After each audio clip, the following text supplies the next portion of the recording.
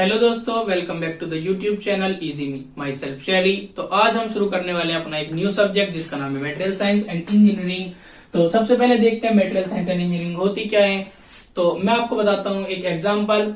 जैसे आप पढ़ रहे हैं और आपके पेरेंट्स या कोई भी आपको बोलते हैं कि आप ये काम कर दो, आप बोलते हैं कि नहीं मैं तो पढ़ रहा हूँ। तो कभी ना कभी कोई ना कोई बोल ही देता है कि कहीं नहीं आप रॉकेट साइंस पढ़ रहे हैं। तो जो रॉकेट साइंस वर्ड से हमें समझ आता है, हम क्या समझते हैं कि रॉकेट साइंस जो है वो बहुत टफ होती होगी, इसीलिए हमें एग्जांपल दिया गया है।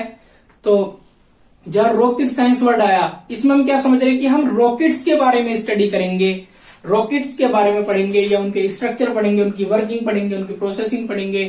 तो यहां पर हम क्या कर रहे हैं, यहाँ साइंस वर्ड हमारा रॉकेट की जगह हमारा क्या आ गया, मेटेरियल आ गया।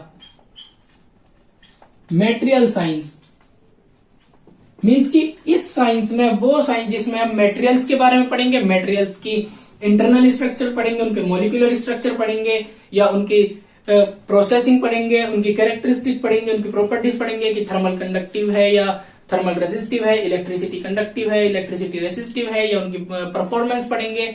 तो उसको हम बोलेंगे मटेरियल साइंस। इसको लिखते पहले, it is concern with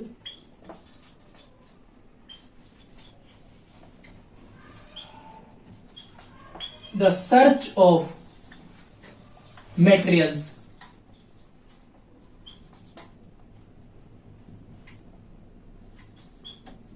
about their internal structure,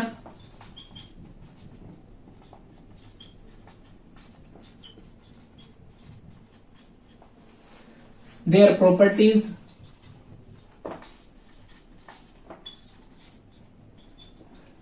processings, etcetera.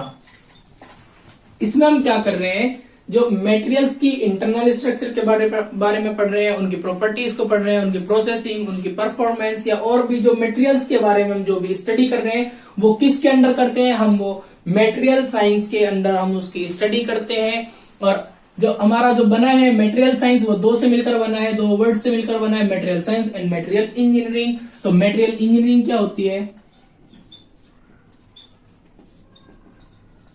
दोस्तों एक इंजीनियर का काम क्या होता है, एक इंजीनियर का काम होता है उसकी नॉलेज को रियल लाइफ में अप्लाई करना, उसको यूज करना, एक कोई यूजफुल प्रोडक्ट बनाने में, यूजफुल अप्लायंसेस बनाने में। तो अपनी नॉलेज को जो वो पढ़ता है, उस नॉलेज गेन करता है, उसको यूज करके कुछ यूजफुल बनाना, यूजफुल चीज में कन्वर्ट करना, उसको हम बोलते हैं इंजीनियरिंग। तो मटेरियल इंजीनियरिंग में क्या होता है, जो हमने मटेरियल साइंस के थ्रू जो मटेरियल्स के we gain the knowledge about materials, उसको यूज करके हम क्या करते हैं, कोई यूजफुल सब्सटेंस बनाते हैं, यूजफुल प्रोडक्ट बनाते हैं, या कोई नीडी थिंग बनाते हैं, या जो हमारे एफर्ट को कम करती है वो बनाते हैं। तो उसको हम क्या बोलते हैं, material engineering. It is the application of knowledge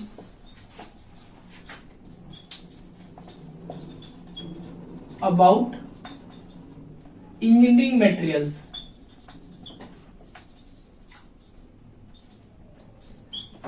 अच्छा, अब material science and material engineering,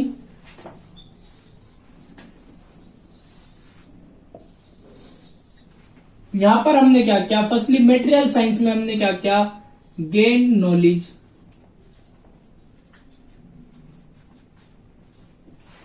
और यहां पर हमने मटेरियल,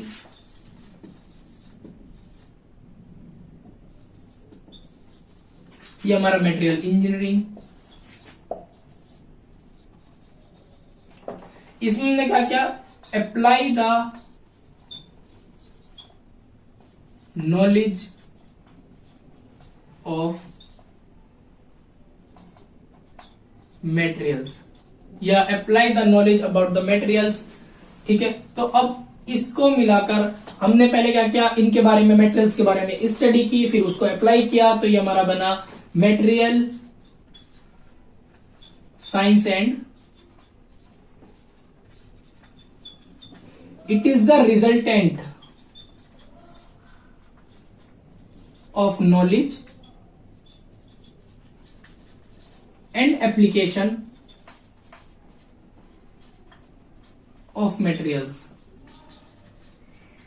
तो मटेरियल साइंस एंड इंजीनियरिंग में हम क्या करते हैं, मटेरियल्स के बारे में स्टडी करते हैं, उनकी प्रॉपर्टीज, उनकी कैरेक्टरिस्टिक, यानी कुछ भी ओवरऑल एवरीथिंग जो भी मटेरियल्स के बारे में स्टडी करते हैं और फिर उसको अपनी रियल लाइफ में उसको अप्लाई करते हैं, उसका कुछ यूजफुल प्रोडक्ट बनाने में उसको अप्लाई करते हैं, तो उसको हम क्या करते हैं, material science and engineering. Next हमारा आता है मटेरियल इंजीनियरिंग। मटेरियल्स को 3 कैटेगरीज में डिवाइड किया गया है। फर्स्ट होती है हमारी मेटेलिक मटेरियल्स, सेकंड है हमारी सेरेमिक मटेरियल्स,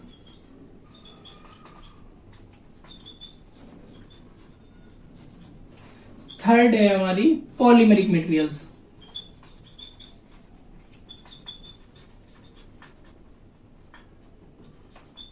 तो पहले हम देखते हैं मेटेलिक मटेरियल्स। मेटेलिक मटेरियल्स में हमारे पास होते हैं मेटल्स एंड एलॉयज।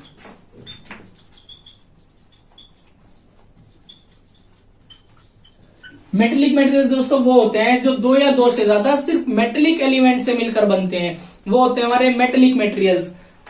इसमें क्या होती है, मेटल्स की प्रॉपर्टीज होती हैं, यानी जो मेटल्स हैं हमारे, मेटल्स वो होते हैं जो किसी एक ही टाइप के मेटेलिक एलिमेंट से मिलकर बनते हैं, वो होते हैं हमारे मेटल्स। यानी अगर हम आयरन की बात कर रहे हैं तो उसमें सिर्फ हमारे आयरन के ही एलिमेंट होंगे और किसी अदर मेटेलिक मटेरियल के एलिमेंट नहीं होंगे। और एलॉयज जो होते हैं, एलॉयज में ऐसा नहीं होता। एलॉयज में क्या होता है, 2 या 2 से ज्यादा डिफरेंट मेटेलिक मटेरियल्स के एलिमेंट होते हैं। डिफरेंट मेटेलिक मटेरियल्स के एलिमेंट से जो मिलकर बनता है वो होते हैं हमारे एलॉयज। और मेटल्स की प्रॉपर्टीज या मेटेलिक मटेरियल्स की प्रॉपर्टीज हम बचपन से पढ़ते हैं, सेम वही है कि मेटल्स जो होते हैं, मेटेलिक मटेरियल्स हमारे सोनरस होते हैं, डक्टाइल होते हैं और मिलिएबल होते हैं, थर्मल कंडक्टिव होते हैं और इलेक्ट्रिसिटी कंडक्टिव होते हैं, एट्सेट्रा और भी प्रॉपर्टीज हैं। तो सेकंड हमारा आता है सेरामिक्स।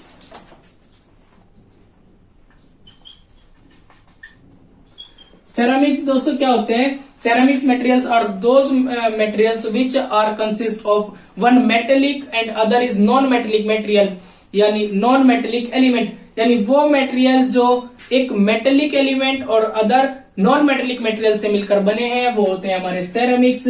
सेरामिक्स मटेरियल में दोस्तों दोनों की प्रॉपर्टी होती है, कुछ मेटल्स की प्रॉपर्टीज होती हैं, कुछ नॉन मेटेलिक मेटेरियल्स की प्रॉपर्टीज होती हैं। जैसे जो सेरामिक्स होते हैं हार्ड होते हैं, स्ट्रांग होते हैं, लेकिन ये डक्टाइल नहीं होते, ब्रिटल होते हैं, यानी अगर हम इनकी स्ट्रेंथ से ज्यादा इन पर फोर्स अप्लाई करेंगे तो ये छोटे छोटे पार्ट्स में डिवाइड हो जाएंगे, ये टूट जाएंगे। जो सेरामिक मटेरियल्स होते हैं हमारे, वो क्रिस्टलाइन भी हो सकते हैं, नॉन क्रिस्टलाइन भी हो सकते हैं, ये ट्रांसपेरेंट भी हो सकते हैं, नॉन ट्रांसलूसेंट भी हो सकते हैं और ओपेक भी हो सकते हैं। इनके एग्जाम्पल दोस्तों हमारे पास होते हैं ब्रिक्स, ग्लास, टाइल्स या सीमेंट। ये इनके हमारे पास एग्जाम्पल है, जैसे हमारा ब्रिक्स हो गया, कंक्रीट हो गया या ग्लास, ये हमारे सेरामिक्स होते हैं। थर्ड हमारे पास आते हैं पॉलीमर्स।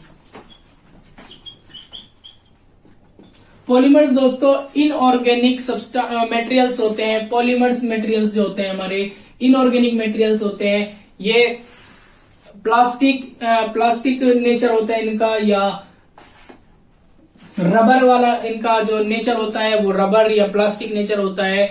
ये इनकी जो एटॉमिक चेन जो होती है, जो एटॉमिक चेन इनकी, these have the long atomic chain. इनका जो एटॉमिक स्ट्रक्चर होता है वो बड़ा होता है, कंपाउंड स्ट्रक्चर होता है, वो होते हैं हमारे पॉलीमर्स। इसका एग्जांपल हम ले सकते हैं रबर या प्लास्टिक। तो आज के लिए आई थिंक इतना इनफ है। मिलते हैं नेक्स्ट वीडियो में। अगर समझ में आया हो तो मुझे बताएं कितना सा आपको समझ आ रहा है मेरा पढ़ाया हुआ, कितना नहीं, या अगर हमें आपके कोई डाउट है तो वो कमेंट सेक्शन में आप मेंशन कर सकते हैं, या नेक्स्ट वीडियो के लिए अगर कोई सजेशन है तो वो भी आप कमेंट सेक्शन में मेंशन कर सकते हैं। थैंक यू, मिलते हैं नेक्स्ट वीडियो में।